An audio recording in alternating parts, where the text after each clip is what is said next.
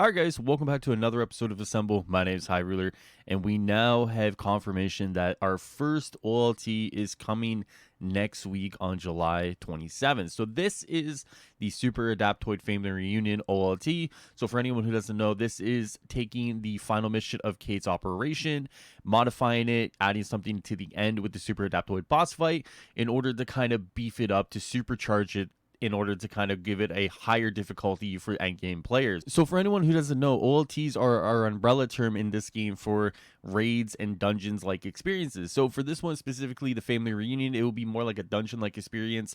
So basically players have been waiting for so long for this, and now it's finally here. So July 27th, and there's some details that we should get into, so let's get right into the block here. Alright, so let's get into the full thing where it says Omega level threat missions require full 4-player strike teams at power level 145 plus.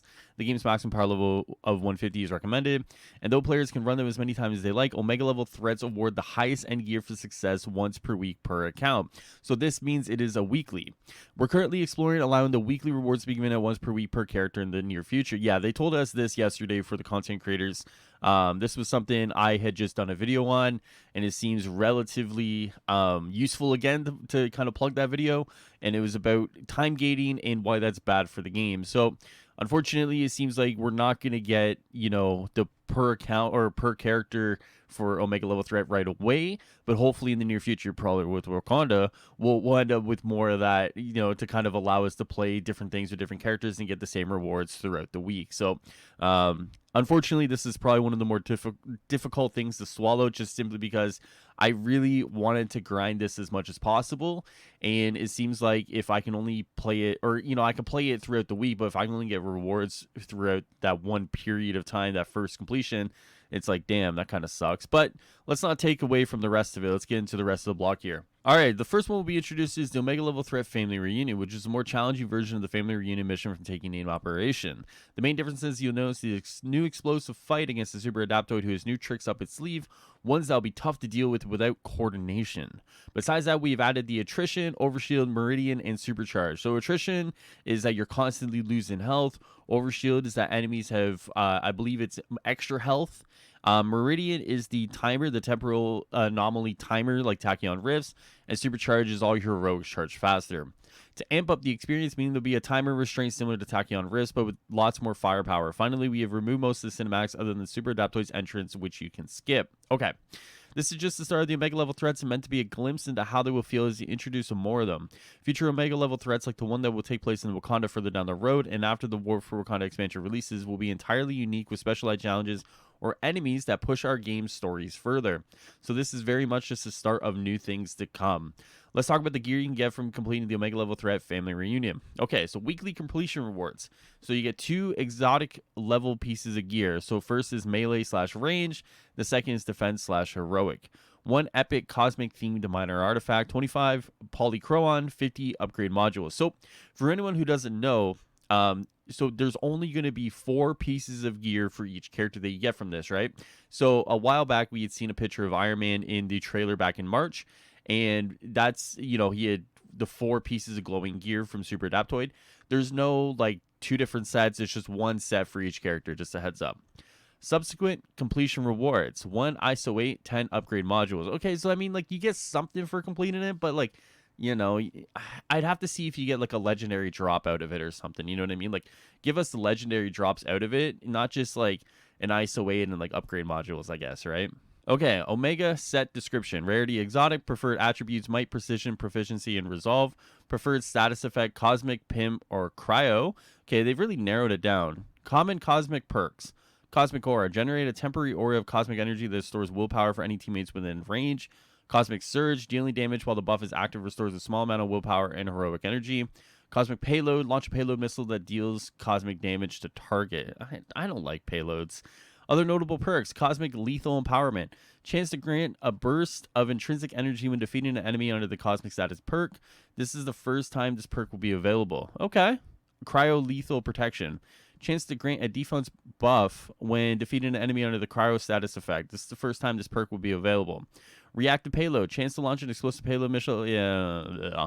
Omega set gear lacks dedicated defense buff, damage buffs, or standard heroic regen perks in favor of triggered perks and cosmic damage improvement. Along with the cosmic perks from the cosmic themed minor artifacts, this set is heavily based on players triggering extra cosmic effects and capitalizing on them. The status pool is smaller to focus on synergistic perks like the one for Cryo, which also happens to be the standard defense buff in this set. This set's melee and range gear can roll with 2 status perks of the same type, but the first slot can also roll stun and crowd control perks. Okay.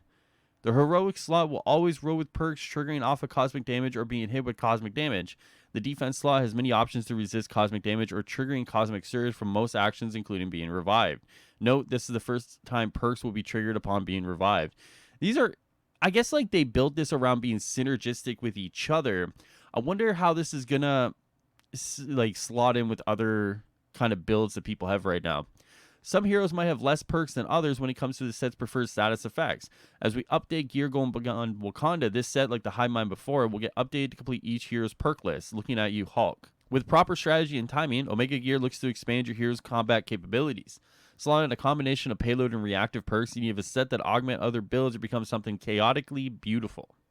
Okay, so I mean, I think that's it for the Omega level threats there. So, I mean, in all honesty, guys, I'm just excited to finally get in it. Like, you know what I mean? Like, there's a few things I want to take away. Obviously, you know, there's a trailer and we can see a little bit of the final fight. I don't know how much of that final fight is like showing the full thing. You know what I mean? Like, I know they've talked a little bit about how it's going to be different. We see a few new moves. You know, is this going to be, this isn't, to my understanding, this isn't going to be like a Monica boss fight, right? Like where there's different phases and I don't think it's going to be to that extent. I think it's going to be different. To what extent is the difference? Like this is Super Adaptoid. This is Monica. I think it's going to be somewhere in here, right? I don't think it's going to go as far as them, you know, making like the Monica boss fight, right? So I want to get my hands on it before I make any judgments about the actual fight itself. I'm treating this like I would treat a Destiny Strike, right? Like, you know, a Grandmaster Nightfall Destiny Strike or whatever. Like to me, this is very similar to that. So I don't really have the highest expectations of like, this is completely different or whatever. It's just like, let me get in it, let me play it, let me see it, and I'll go from there, right? Obviously, like I said, it being a weekly for rewards kind of sucks. Hopefully they can figure out this per character thing in the future. The other thing I don't really like is the Tachyon Rift timer. I don't know why they would do that. That to me doesn't seem the smartest of ideas. Why okay, so here's the thing. If they did it with an overall goal of like you have 30 minutes to complete the mission, that's totally cool. If that's the case, no problem. If they did it with the idea that like you have 30 minutes and you can rebuff that time to go back up to 30 minutes, I just don't understand the point then, right? If you have 30 minutes to complete the mission, right, as they've said, like they want these missions to be super tough, they want people to kind of struggle, you know, just do 30 minutes or don't do a timer at all. You know what I mean? Like it's a weird, if it's similar to Tachyon Rifts in that you have to go and get the you know, go through the little time bubbles and, you know, get time. I just have to say why, you know. But once again, if it's just a straight timer counting down and it just says you got 30 minutes, go do it, you know, fine. If it's like, oh, I got to jump through this bubble to get the, you know, it's just like, really. Other than that, if I take away those two things, it's just nice to know that there's endgame content coming next week, right? With that being said, I am excited to kind of get my hands on the fight, see what the gear looks like. Once again, I'm gonna let the gear junkies go through this and see if it's worth it. You know what I mean? Like, there's some stuff here that seems cool. Cosmic Lethal Empowerment seems pretty cool. I don't really play cosmic stuff on my gear anyways, so I really don't know. They seem okay, some of them. Like I said, Cosmic Lethal Empowerment, Cryo Lethal Protection seem pretty cool.